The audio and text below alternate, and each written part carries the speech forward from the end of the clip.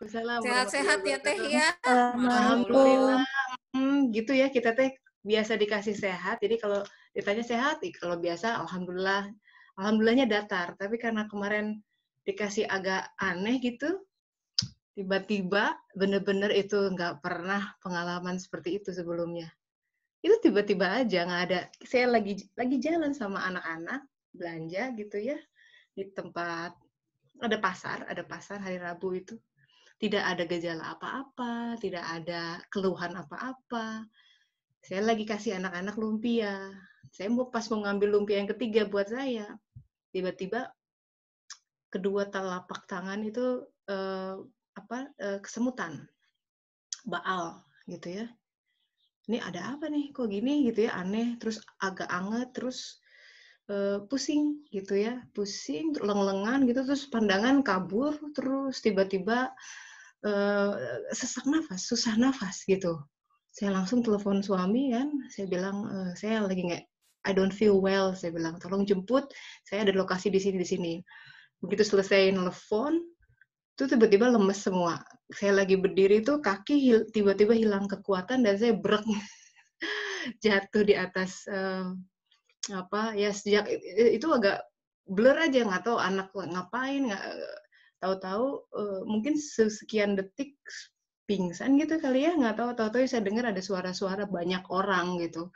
Saya udah posisinya posisi miring, posisi recovery. Jadi ada yang mindahin saya gitu supaya nggak telentang tapi agak miring kalau ada apa-apa. Jadi ya pada saat itu saya pikir saya benar-benar mau mati tuh karena nafas tuh susah ya. Nafas, kita tuh nafas take it for granted ya, biasa kalau bernafas. Pada saat itu mau nafas itu susah sekali. Dan di saat itu saya cuma kepikir, ya Allah kalau memang ini saatnya gitu ya, saya coba baca tahlilan banyak-banyak gitu. Saya ingin nafas terakhir saya yang keluar adalah la ilaha illallah. Jadi saya baca dalam hati, la ilaha illallah, asyhadu an la ilaha wa asyhadu anna muhammadar rasulullah. Terus samar-samar saya dengar si Rumi, anak kecil, ya si bungsu nangis kan. Namanya juga mother instinct ya. Lalu saya coba, mau ngomong juga udah susah ya. Orang nafas aja setengah-setengah, ngomong apalagi. Jadi saya coba membisikkan, my son gitu, my son. Untungnya si ibu-ibu, saya nggak lihat mukanya, dia dengar saya, terus udah nggak apa-apa, your boys are okay, katanya. Di situ saya tenang, ada yang jagain kan berarti. Terus jadi itu anehnya begitu, itu heboh banget ya, it's a bit embarrassing. Itu kan naik pasar, ini banyak orang di pasar. Saya diangkut sama ambulan langsung ke rumah sakit. Sampai di CT scan, karena kan bisa stroke gitu. Saya juga pikir apa stroke, ini ya tiba-tiba begini. Tapi kan saya nggak punya darah tinggi. Biasanya stroke itu kena tekanan darah tinggi, tapi mungkin juga stroke infark, jadi kita nggak tahu. Akhirnya saya di CT scan, beberapa lama di rumah sakit, dan alhamdulillah hasil scan-nya baik gitu.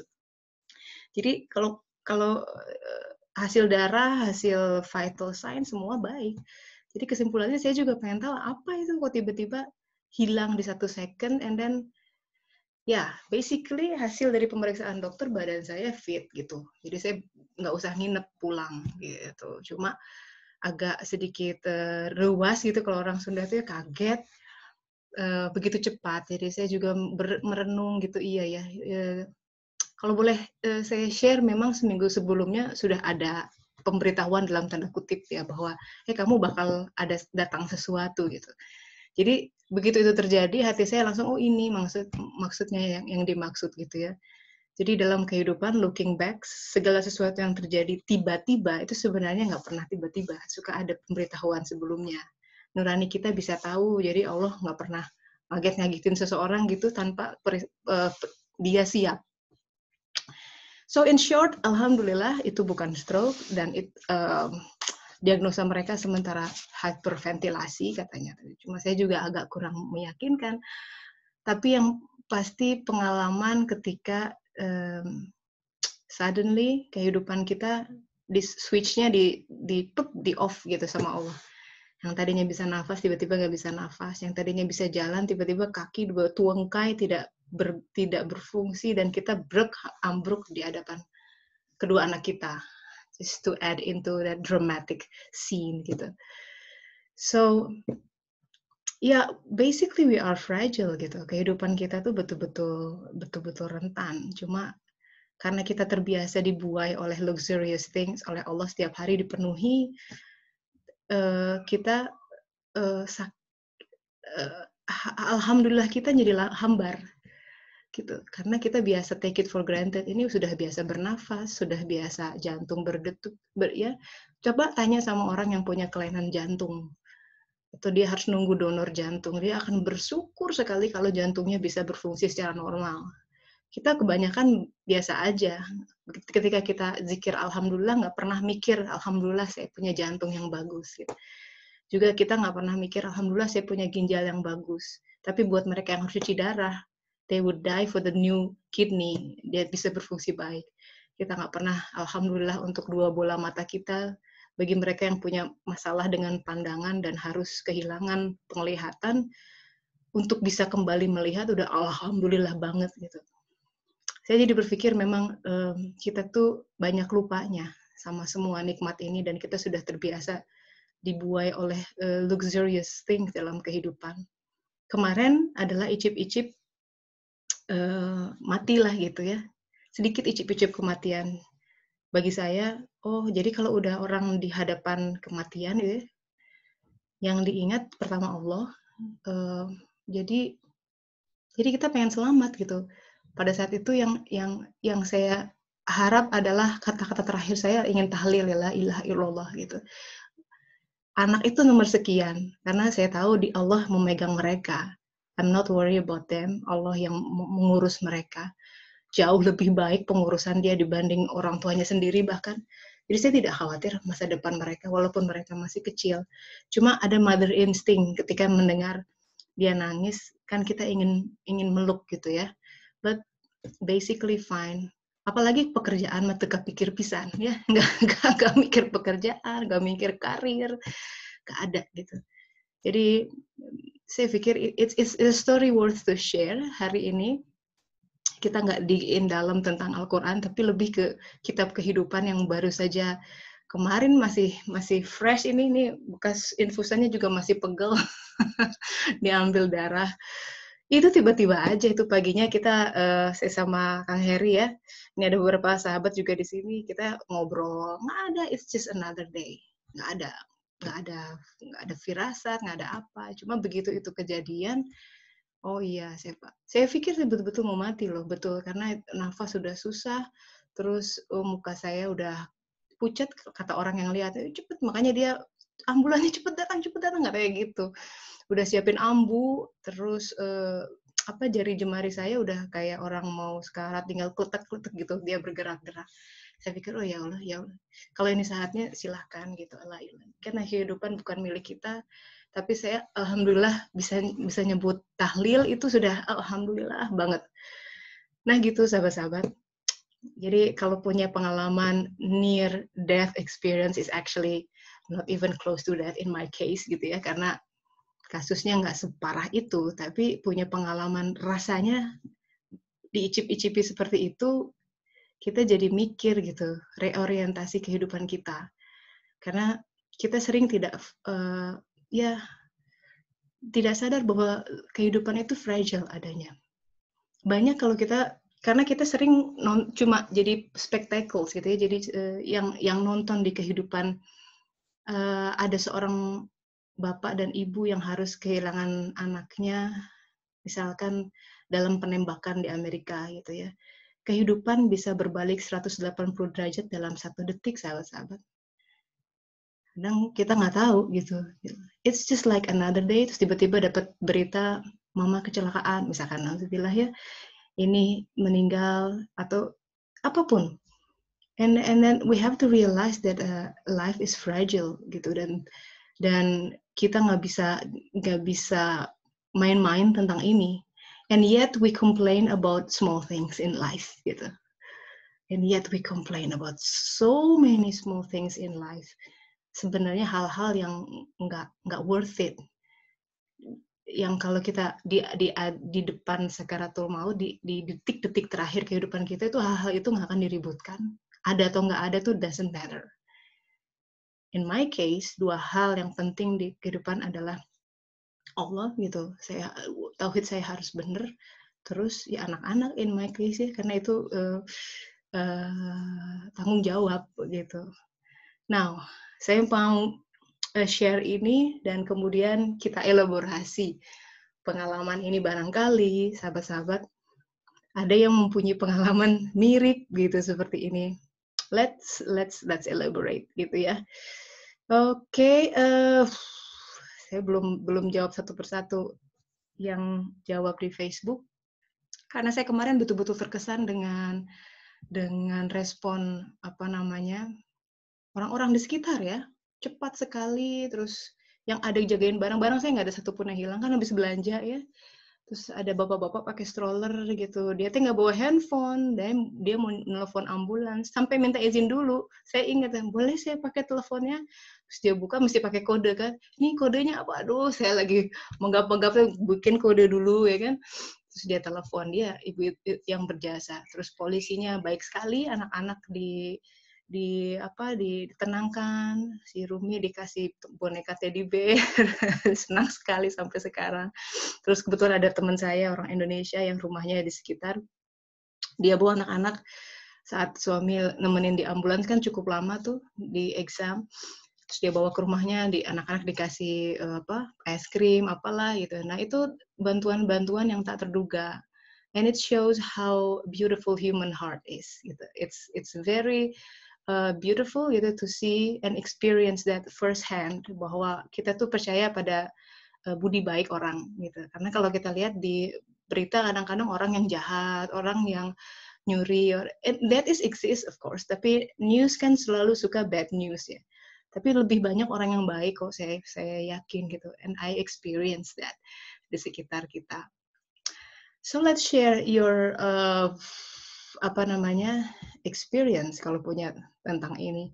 Ini Tehlin tadi nanya stroke apa bukan gitu Tehlin ya. Saya pikir juga awalnya itu stroke.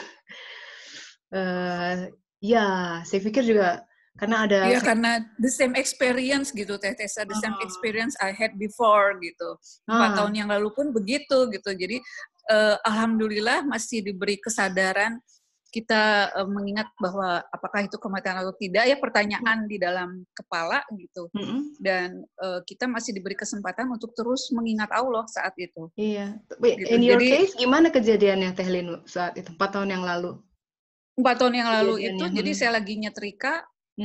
Jadi seperti biasa bangun sholat subuh, Abah pergi kerja ke Kota Lil, itu saya masih makan jeruk biasa gitu. Terus Abah bilang, ya udah saya pergi kerja, iya gitu. Dan dia telepon saya, dia udah sampai, saya nyetrika. Saat nyetrika itu jari-jari tangan saya kesemutan gitu, dan berasa limbung gitu. Tapi saya masih coba kebas-kebas tangan saya. Terus udah gitu saya turun ke bawah, saya telepon Abah. Kok saya ngerasa nggak enak ya, kepala saya kok pusing gitu, dan nafas tuh emang udah sesek. Nah, persis. Terus Abah bilang, Abah bilang, oh kamu lagi menstruasi kali. Enggak, saya bilang saya baru selesai sholat, saya bilang gitu. Terus udah gitu, ya udah coba telepon tetangga depan rumah, kebetulan dia dokter. Tetangga itu dia sudah mau pergi ke Paris. Jadi dia udah di mobil, udah hampir sampai di luar kampung. Saya telepon, tolong saya ngerasa nggak enak, badan saya bisa datang nggak gitu. Terus dia datang, dia cek, dia bilang ini kamu darah tinggi gitu, karena tekanan darah saya waktu itu udah 20/140, 200/140 kalau di Indonesia ya. Terus dia bilang, coba kamu jalan. Nah itu saya kesemutan dan sesak nafas itu sudah mulai naik, udah mulai gimana ya, udah limbung gitu. Terus saya selonjoran, dia bilang, saya panggil ambulans ya, jangan saya panggil ibu mertua aja, saya bilang sambil saya ini terus saya istighfar sambil terus berdoa.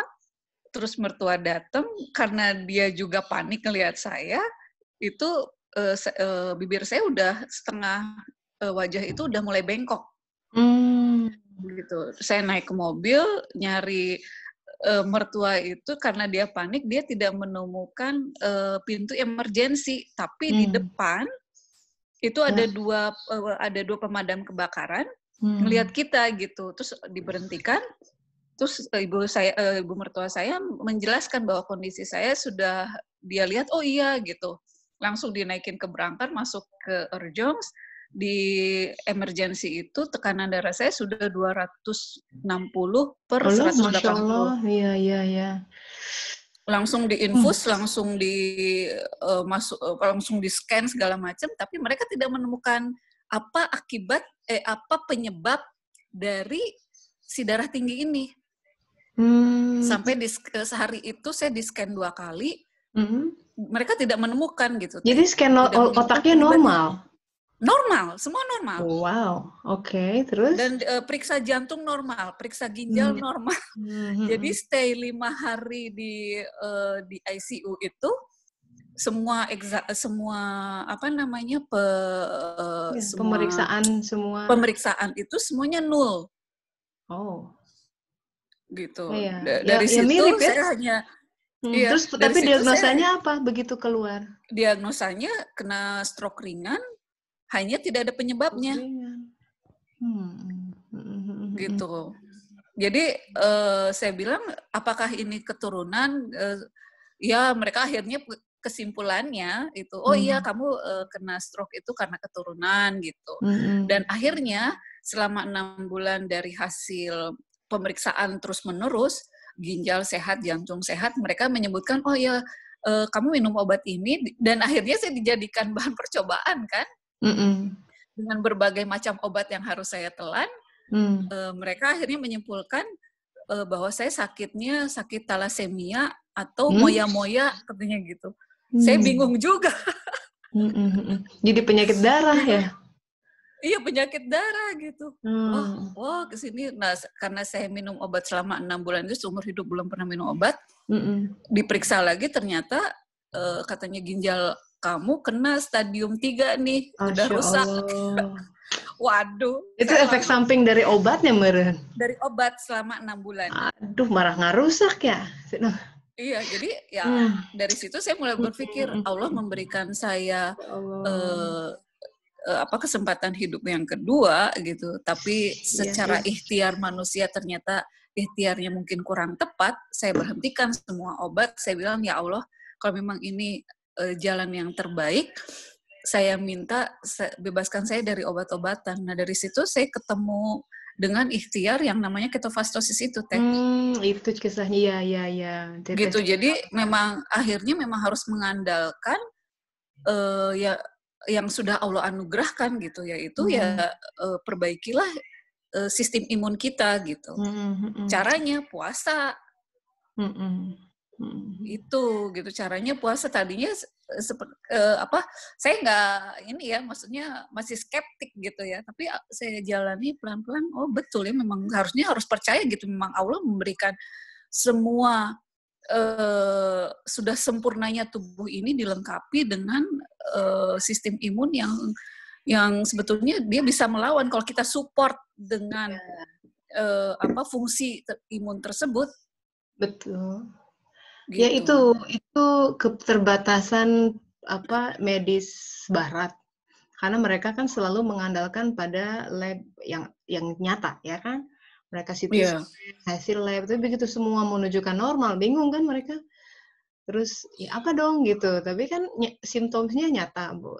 Asalnya saturasi oksigen saya 90% tuh waktu ditemukan di lapangan itu, terus sempat turun, berarti kan sesak nafas itu real. Iya. Bukan psikologis, tapi kemudian di rumah sakit jadi naik, udah jadi 100% saturasinya.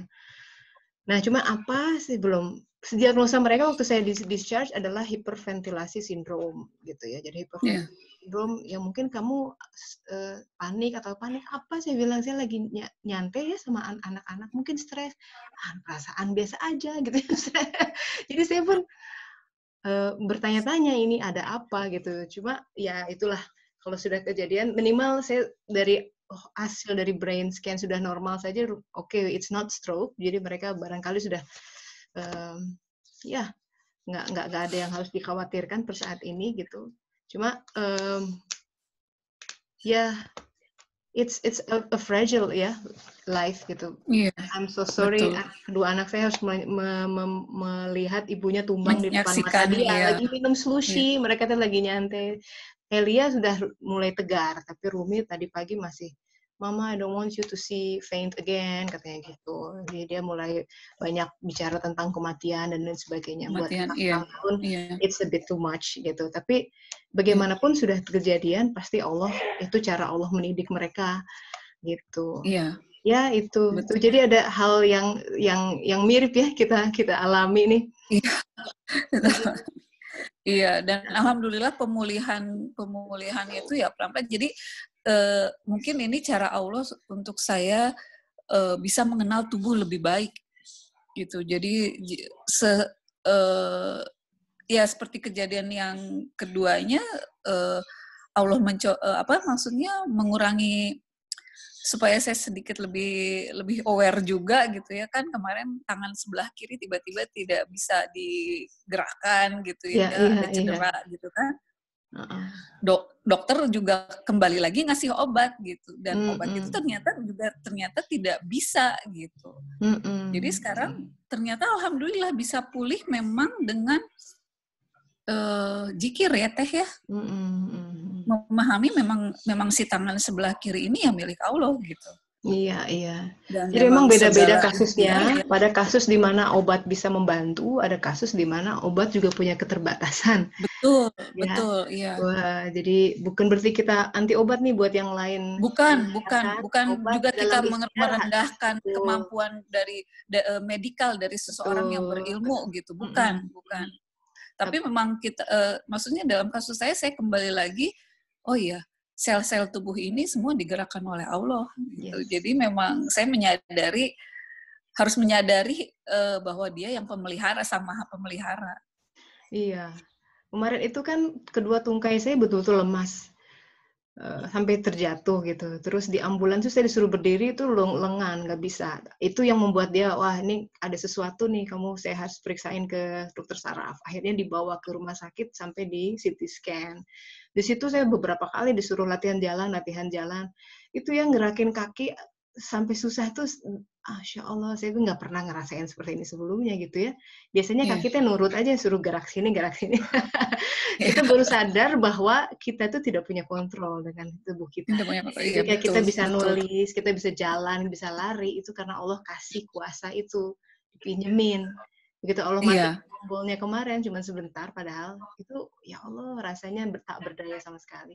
Di situ saya sudah pikir apa harus pakai kursi roda setelah ini gitu ya, udah mikir gitu. Tapi ternyata tidak, dikembalikan lagi kekuatannya. Jadi saya jalan keluar dari rumah sakit, saya jalan keluar tuh.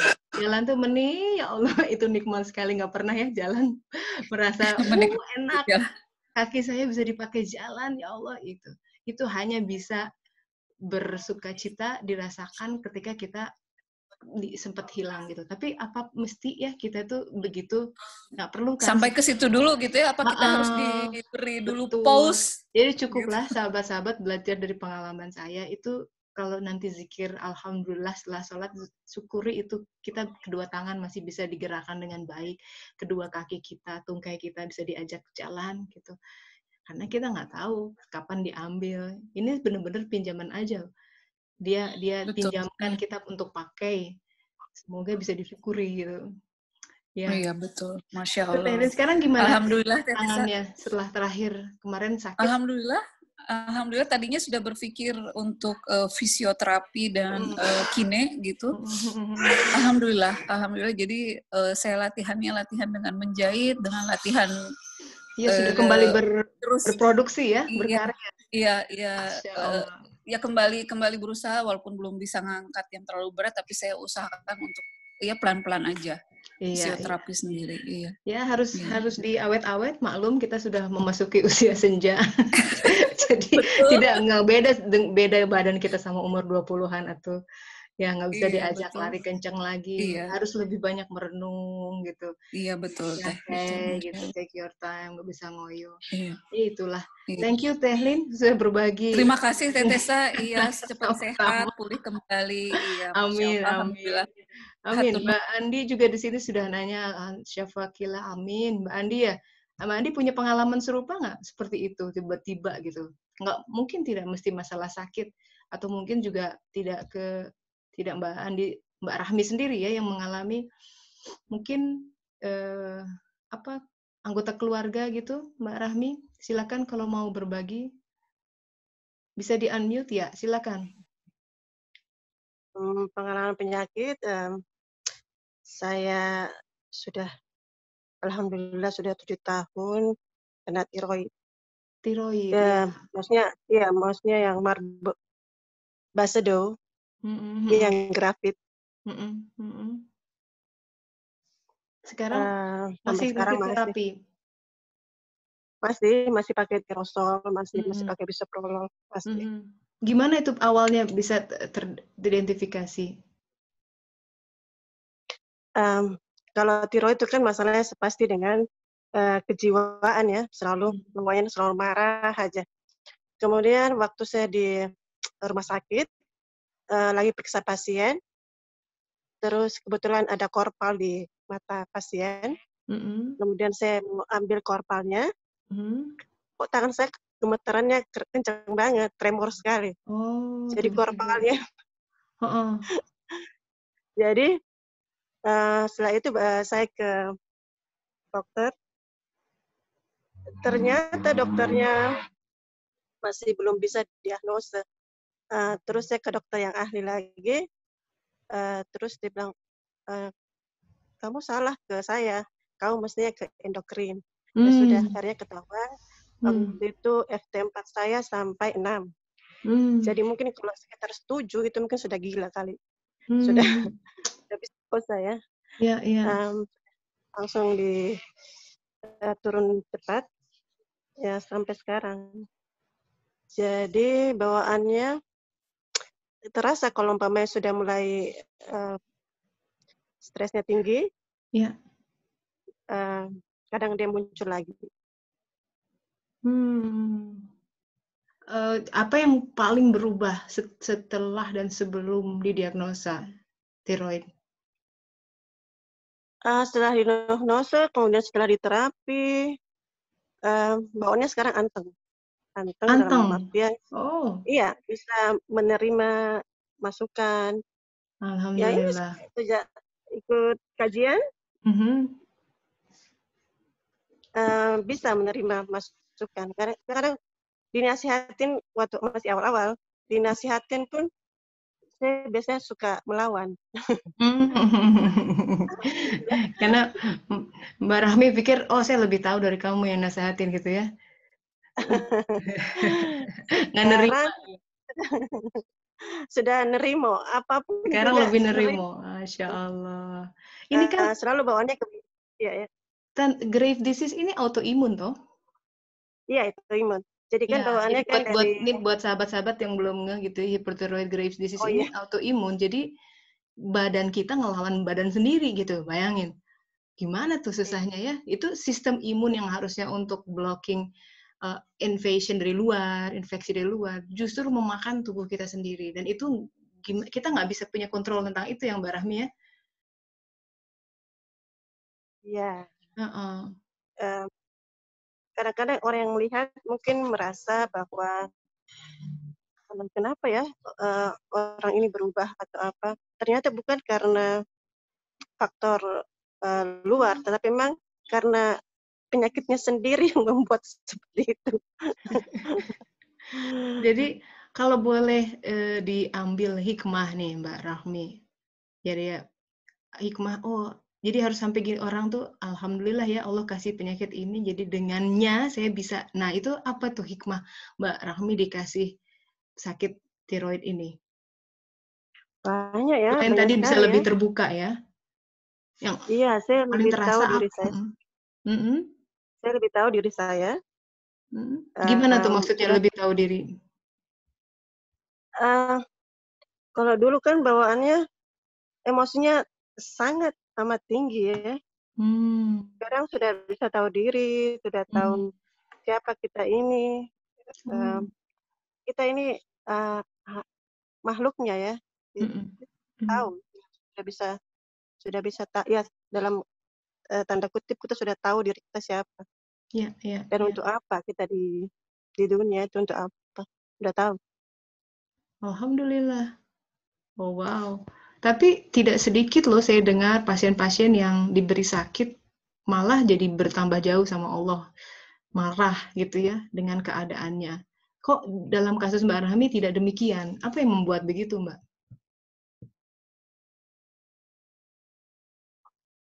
Banyak ya. Saya banyak belajar, maksudnya banyak lintasan kehidupan yang terjadi. Akhirnya itu sepertinya memang nanti Allah sendiri yang kasih jawaban. Dengan perjalanan waktu kita dituntun, kita diarahkan. Seperti begini ya. Saya awalnya kan nggak kenal sama Mbak Tessa. Saya juga tidak pernah tahu mengenai Serambi Suluk ini. Tapi saya nggak tahu, saya di bawah diajak. Iya. Saya dibawa akhirnya bermuara ke sini. Terus saya dapat teman baru, mengajak ke kajian. Banyak ya, selalu dibukakan jalan. Terus tiba-tiba saya dimutasi ke tempat kerja yang baru, temukan dengan orang-orang yang mengarahkan ke tempat yang bagus. Jadi memang Allah sendiri yang akan memberikan jalannya, semua dibukakan begitu. Iya, Alhamdulillah. Aduh, Mbak Rahmi terima kasih sudah berbagi nih. Jadi kadang Allah memberikan sebuah keterbatasan kepada seseorang. Ada itu keterbatasan fisik, diberi sakit tertentu. Ada itu keterbatasan rezeki, ya, keterbatasan akses, keterbatasan pendidikan, apapun. Tapi itu sebenarnya sebuah rahmat. Karena kalau orang nggak ada batasnya itu jadi liar. Ya, secara saintifik ini sudah dibuktikan. Seorang peneliti bilang, orang itu kalau diberi makin banyak pilihan, the more choices they have, the more unhappy they are. Dia bikin eksperimen, orang dikasih pilihan 50. Wah, bingung, semuanya bagus. Tapi kalau orang dikasih di hadapannya cuma 3 pilihan, dia akan makin happy. Karena kemungkinan salah dalam tanda kutip mengambil suatu pilihan lebih sedikit. Itu secara saintifik. Tapi memang kadang-kadang ini ada Mbak Mika juga di sini tadi ya. Mbak Mika, saya ini kan karena forum sharing ya, apa adanya lah kita sharing ini. Jadi karena Mbak Mika juga tahu ya. Jadi salah satu boleh di unmute Mbak. Mbak Mika ada di sini. Jadi kemarin salah satu yang saya pahami dari diberikan sama Allah di tombol sehat dimatiin sebentar gitu ya, semua diambil, nafas aja yang biasa sehari-hari udah 40 tahun lebih dipakai, tiba-tiba susah tuh jadi tersiksa ya dalam tanda kutip, karena nafas tuh hal yang sangat esensial, begitu nafas kurang, oksigen kurang, yang lain kena. Nah di situ kemudian kita menjadi memahami hal-hal yang buat saya pribadi ya, saya masih banyak mengeluhkan hal-hal yang remeh-temeh lah, misalkan. In my case, ini karena Mbak Mika juga paham, ini masalah rumah tangga tentu. Misalkan minggu lalu sedang ada sedikit tegang sama suami gitu ya, misalkan. Terus saya berpikir, aduh, kalau begini, gini, masih ada keluar tuh seperti itunya. Terus kadang Allah langsung kasih treatment atas pikiran kita yang nggak benar, yang tidak hak, atas keinginan kita yang tidak pada tempatnya. Itu saya pikir saya dibelai dalam tanda kutip dengan mau bilang ditampar juga agak terlalu tapi it more or less like that. Jadi kita selalu ya kalau mendingan di sini lah nggak apa-apa. Kalau kita di Masjidil Haram atau tanah suci juga gitu, jangankan ngomong sompral gitu ya, mikir nggak bener tuh biasanya langsung ininya pelajarannya langsung. Beberapa minggu lalu saya langsung jatuh dari sepeda gitu. Mikir nggak bener, padahal cuma sedetik. Mikir nggak bener, langsung dijatuhin dari sepeda sampai lutut saya, si celananya itu bagian lutut robek gitu. Sekeras itu jatuhnya. Padahal nggak pernah saya tuh jatuh dari sepeda. Kok dibikin jatuh gitu. Aneh banget pokoknya. Jadi alhamdulillah hidup saya penuh dengan bonyok-bonyok. Jadi kalau mikir jelek sedikit, punya keinginan tidak tepat, itu biasanya Allah langsung kasih gini, icip-icip bahwa tapi kita harus berpikir, kita harus merenung. Saya pikir memang yang bisa mencegah ujian itu kita banyak-banyak istighfar. Jadi seandainya saya berpikir gitu, langsung saya istighfar, mungkin nggak akan kejadian ini. Yang saya pahami seperti itu. Gitu. Jadi kalau kita paham, sebenarnya nurani kita, dia bisa mengidentifikasi, kamu mikir kayak gini tuh nggak pas gitu. Kamu mikir kayak gini tuh Allah nggak suka gitu ya. Sebenarnya kita punya hati nurani yang bisa mengidentifikasi itu. Nah, by the time you identify that, istighfarlah gitu. Jadi jadikan istighfar itu sebagai kenikmatan kita setiap hari. Rasulullah pun manusia tertinggi sehari minimal 100 kali. Lah kita udah harus ribuan kali lah, lebih kayaknya ya, karena banyak pikiran, banyak keinginan, banyak respon yang tidak pas gitu terhadap kehidupan. Dan itu tuh mengundang azab. Bukan karena Allah ingin mengazab hambanya, bukan sama sekali. Cuma ketika kita di satu sisi ingin mendekat kepada Allah, kita sholat, kita apa, tapi Allah itu zat yang maha suci dan hanya bisa didekati oleh entitas yang suci. Sama seperti kalau kita masuk ke masjid harus suci, itu baru rumah Allah. Nah, kalau kita mau mendekat kepada Dia, hati harus disucikan. Maka hal-hal yang nggak pas, pikiran yang nggak benar itu harus luruh. Cara diluruhkannya, kalau kita nggak istighfar dengan baik, ya lewat kejadian. Tapi kejadian pun harus bikin kita ngeh bahwa astagfirullah, apa ya yang salah gitu. Jadi sahabat-sahabat kadang didatangkan orang yang nyebelin banget gitu ya, yang bikin hati kita atau kita difitnah, atau dia melempar sesuatu lewat text message atau apa yang bikin hati kita gemuruh gitu ya. Bisa jadi pasangan kita, bisa jadi tetangga, kolega, apapun. Tapi sebenarnya jangan fokus pada mereka. Yang mereka lakukan adalah mereka tamu-tamu Allah untuk mengungkit kotoran di dalam hati kita. Karena sadarilah, selama kita masih punya ngedumel, punya rasa dendam, punya amarah, itu yang mestinya diangkat, itu yang mesti diistighfari. Karena kalau hatinya sudah lapang, ya, mutmainah, udah sakinah, nggak ada itu keluar seperti itu. Seperti Rasulullah mau dilempar kotoran binatang pun, Masya Allah. Coba bayangkan kotoran binatang, misalkan ya kan bau, jijik, dilempar, dan itu berkali-kali, sahabat. Setiap Rasulullah lewat dilempar, aduh, apa enggak? Udah sahabat-sahabat yang lain udah gemes aja, udah pengen ngebalas atau apa. Tapi Rasulullah sekalinya nggak dilempar, dia tanya, kemana si fulan? Oh sakit, ditengok. Yang ditengok ketakutan, dipikirnya Rasulullah mau balas dendam, enggak sama sekali. Dia cuma betul-betul, dan dia melihat sang Rasulullah betul-betul ingin bertanya kabarnya, kenapa kamu sakit? Di situ dia luruh masuk ke Islam. Dan Islam disebarkan lewat itu, kasih sayang. Jadi kita semua punya tanggung jawab ya, kontribusi untuk rahmatan lil alamin, setidaknya di dalam lingkungan kita masing-masing. Kita punya keluarga kecil kita, ya, mau itu dari orang tua, mau itu dari suami dan lain sebagainya. Bagaimana kita bisa tetap bersinar seperti intan walaupun ada di dalam lumpur. Intan itu tidak pernah berubah entitas walaupun di kedalaman bumi yang kotor sekalipun. Jadi walaupun kita disimpan di lingkungan yang kita pikir tidak ideal, itu kan cuma pikiran kita. Karena kalau Allah mah nggak pernah salah nyimpan kita, nggak pernah. That is for the best. Tapi kan pikiran kita yang bilang, aduh ini kok kurang ideal ya lingkungan kita, rumah tangga saya kurang ideal, itu cuma pikiran kita. Nah, kalau kita memang kualitas intan, dia akan terus shining, bagaimanapun juga menyinari sekitarnya gitu. Jadi Ya, semoga ini sebuah oleh-oleh sederhana, tapi bisa diambil hikmahnya untuk semuanya.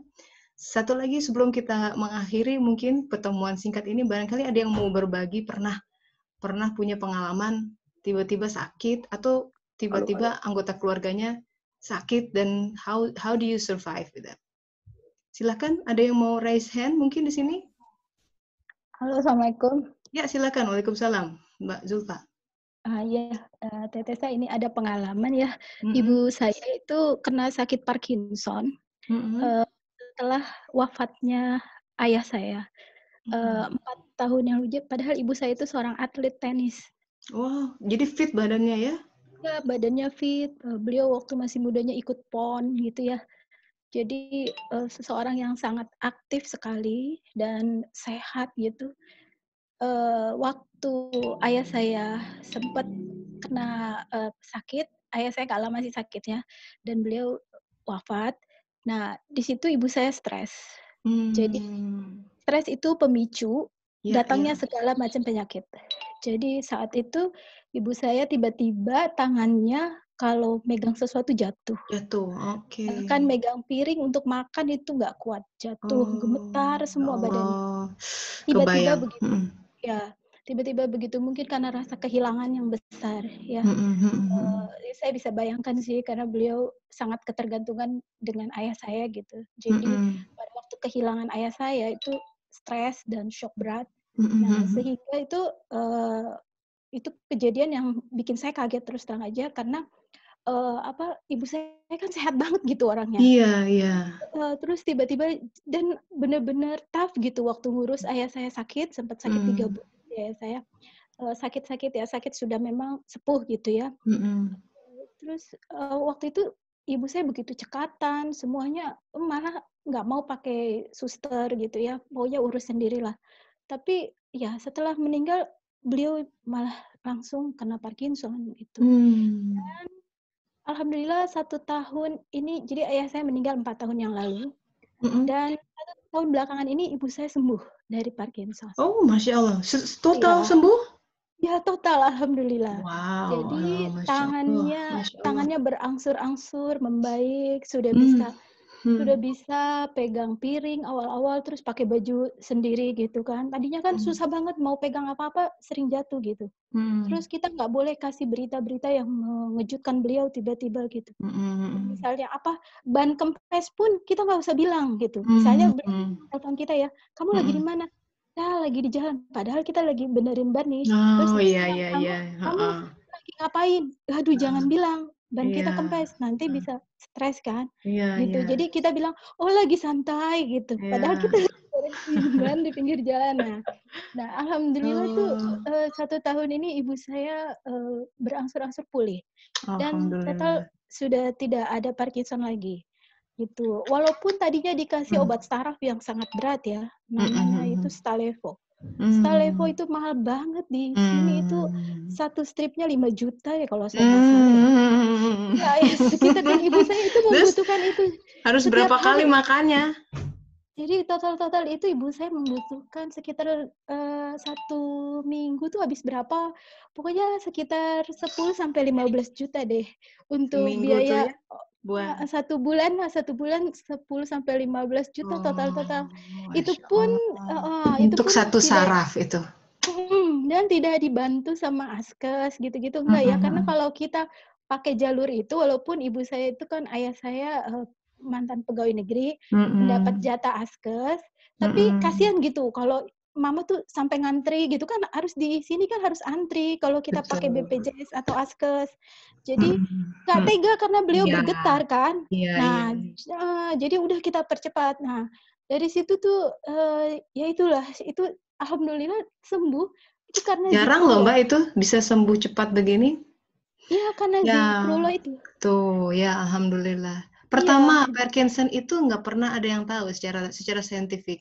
Semua hanya menduga-duga, barangkali, tapi secara definitif nggak pernah ada yang tahu kenapa itu terjadi tiba-tiba kerusakan, ya neurological problem. datang tiba-tiba, perginya bisa tiba-tiba ya dalam kasus ibunya Mbak Zulfa. Iya, jadi lama-lama beliau itu mengalami ketenangan batin lama-lama. Jadi lama-lama ketenangan batin, kemudian diajarin untuk berzikir.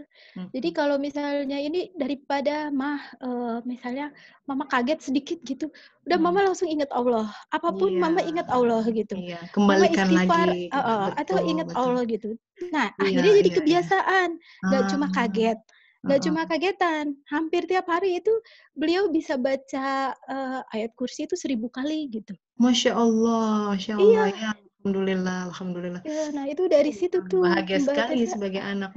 Betul. Ya, Ya barangkali alhamdulillah. pertama ibu punya cinta yang begitu besar kepada Bapak gitu. Kadang-kadang Ya. buat hati ya. Kita punya cinta berlebihan sama pasangan, sama anak pun, sama apapun ya. Mungkin sama mursyid sekalipun. Mursyid kan bukan Allah ya. Jadi Allah tuh maha pencemburu gitu. Jadi Allah cuma, nah kadang yang berlebihan itu jadi racun buat diri kita sendiri. Bukan karena Allah jahat, tidak sama sekali, nauzubillah. Tapi pahamilah, apapun yang kita cintai selain Allah itu objek-objek fana yang akan hilang dan akan berakhir. Betul. Jadi itu Allah ingin mengajak kita kepada, kalau kamu mau all out cintanya, cinta kepada sesuatu yang tak pernah berakhir. Kayak judul novel. Tapi itu yang bikin kita lebih aman gitu. Kalau kita mau invest tuh ya, investasi itu di portofolio yang pasti nggak akan rugi, harus begitu kan. Nah, ini kira-kira seperti itu. Coba Ibu kemudian pegangannya kepada Allah jadi lebih kuat, mulai nerimo Bapak ini, dan itu membantu. Aneh ya cara berpikir kita, kemudian terrefleksi kepada bagaimana otak kita wiring gitu. Seiring kita nerima, dia bisa sembuh seperti itu ya. Amazing. Iya, betul. Sampai itu Profesor Teguh di RSCM Kencana, langganannya ibu saya itu terkaget-kaget karena bilang, Ibu, saya juga sebenarnya angkat tangan, dia bilang. Karena saya udah nggak tahu lagi, ini Stalevo dan ini ada obat namanya sapu jagat. Jadi kalau ibu saya sedang berpergian, kemudian beliau kumat, Parkinson-nya dengan parah gitu, itu ada obatnya, namanya obat sapu jagat dari Profesor Teguh itu untuk saraf. Nah, jadi kalau kaget sedikit misalnya di pesawat, terus pesawatnya tiba-tiba turbulence goncang, gitu. nah turbulence langsung ibu saya kan kumatnya lama itu di tempat duduknya. Dan itu nggak bisa dikendalikan ya, karena saraf kan begitu, Masya Allah. Betul.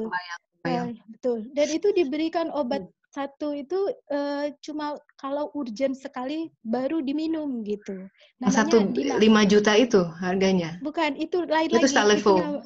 Ya, ini yang obat sapu jagat itu yang kalau sudah sangat fatal, lama sekali kalau Stalevo itu kan untuk rutinitas ya. Waktu pengobatan rutinnya gitu selama seminggu, kalau nggak pakai itu kayaknya ibu saya bergetar aja setiap hari gitu. Nah, tapi kalau yang ini obat sapu jagat, jika misalnya dalam berpergian ada kasus tiba-tiba masalah dan susah dikendalikan, nah itu pakai itu. Itu harganya berapa tuh si obat sapu jagat itu? Ya itu lebih mahal ya. Saya waktu itu tebusnya selalu dan harus di RSCM Kencana itu. Jadi bukan, kan RSCM ada 2 ya, ada yang RSCM biasa, ada RSCM Kencana itu. Jadi itu hanya bisa dibeli di RSCM Kencana, dan kebayang aja itu kasih harganya cukup lumayan karena nggak bisa pakai ini, nggak bisa pakai BPJS atau apa BPJS gitu, nggak bisa. Berapa Mbak bisa, harganya? Biar tahu. Lupa ya. Di atas 5 juta berarti.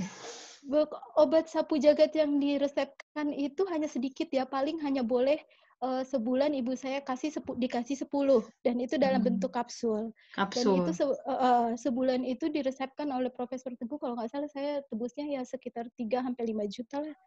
Bervariasi, kadang ibu saya mintanya 12 gitu. Karena beliau nggak percaya diri kalau cuma 10. Nggak mau, nanti kalau mama lagi naik mobil, tiba-tiba yang itu bahaya sekali itu. Iya memang. Tapi misalnya yang nyetir adik saya. Nah, misalnya adik saya itu nyerempet sesuatu, namanya di jalan kan ada motor Terus apa kan gitu ya. responnya kan ngeri ya, kaget. Respon Aduh, kaget. Masya Dan Allah. kagetnya itu bisa sampai seperjalanan nggak selesai-selesai gitu. Iya, terus Jadi dia tremor terus. ya tremor, betul. Nah itu Iya, kejadiannya. Masya Jadi Allah. ya saya sudah pernah Terus merawat sekarang betul-betul begitu. sembuh dan tidak minum Sembuh. obat. Iya, Wah, alhamdulillah. Masya Jadi ibu saya Allah. zikrullah aja. Tuh Jadi ibu ya. saya tiap hari itu karena udah terbiasa membaca itu sering baca ayat kursi sampai Itu benar. lama-lama 1000 gitu. Faedah ayat kursi 1000 sehari itu ya, Masya Allah. Iya, Itu kalau nggak ada lama-lama taufik nggak dari Allah kerasa tidak mungkin dibaca itu. terus. Masya Iya, Allah. lama-lama begitu saking udah kebiasaan Pasti harus ada baca, barokahnya, jadi baca betul, gitu. betul. Aduh, Mbak Zulfa, salam buat Ibu ya. Sangat Ya, inspiring insyaallah. nih. Pasti yang Iya, lain iya. juga merasa ini terinspirasi dari kisah-kisah Ya, seperti ini. mudah-mudahan Bahwa ada yang sakit bisa manfaatnya. sembuh tuh ya. Iya, Dengan insyaallah. ikhtiar obat sudah dicoba. Plus Iya. ikhtiar membaca Al-Quran dengan berkat Al-Quran. Terus kata Rasulullah, kalau sakit baca Al-Fatihah itu ada obat. Al-Quran adalah syifa memang ya. Iya. Ini di kasusnya Ibu Zulfa ini kejadian. Bagi dokter senior ini, buat saya pun Parkinson tuh susah sembuh. Kok bisa cepat gitu? Itu ya ternyata bisa sembuh. Alhamdulillah. Ya, alhamdulillah. Jadi ya sekali lagi pertemuan kali ini kita tuh benar-benar cobalah bersyukur sekadar sehat aja. Syukuri itu, yang lain nggak usah dipikirin. Kita kurang ini, kurang itu, masih mata bisa melihat, telinga masih bisa mendengar, jantung berdegup dengan baik, ginjal bagus gitu ya. Coba sebut satu-satu, hepar tuh, pankreas ya, usus ya, belum endokrin tuh tadi Mbak Rahmi ya, banyak sekali. Jadi makanya cerita Israiliyat itu kan, saya harus kutip lagi ini karena penting. Seorang rahib yang tinggal di pulau, yang punya usia ratusan tahun, karena zaman dulu orang bisa sampai 600 tahun. Kerjanya hanya ibadah, di akhir hidupnya beliau minta sama Allah Ta'ala, ya Allah, aku ingin masuk ke surga karena hisab. Allah bilang, yakin mau hisab? Iya. Dan dihisablah semua ibadah dia selama ratusan tahun, ternyata tekor hanya dengan dibandingkan dengan nikmat sebelah mata, semua itu habis. Jadi kita punya ibadah, mau ngandelin ibadah yang mana, sahabat-sahabat? Si rahib itu saja yang tingkat ibadahnya hebat, ratusan tahun mungkin kita nggak hidup ratusan tahun. Itu pun tekor dibanding nikmat sebelah mata. Ya, getir memang, tapi Allah itu zat yang maha kasih sayang. Kata Rumi begini, dia akan menerima walaupun kita persembahannya koin emas palsu yang jelek gitu ya, tapi hati kita yang dia lihat. Ya Allah, ini untukmu gitu. Sekadar pokoknya kita udah terima aja apa yang dia berikan saat ini, kondisinya seperti ini, itu pun sudah susah ya. Cuman terima, jangan ngeluh, diam. Diamnya mulai dari bibir sampai ke dalam, suruh diam. Karena kita yang tahu tuh, dalamnya masih ngedumel atau enggak. Kalau masih ngedumel itu yang mesti diistighfari dan dibilang astagfirullah, tolong angkat ini. Tolong angkat ngedumel-dumel. Ini yang memancing azab. Karena itu yang akan membuat kita mengalami suatu peristiwa yang harus terpukul. Dari situ baru kita tunduk gitu, bahwa kita sering lupa sih. Kita sering lupa say thank you from the bottom of our heart gitu. Tentang dia. And he deserves it more than anything in this world. Jadi terima kasih sudah berbagi. Maaf ini waktunya sudah habis ya, janji sama anak-anak mau ngajak main keluar, kasihan masih agak trauma, belum siap kehilangan ibunya.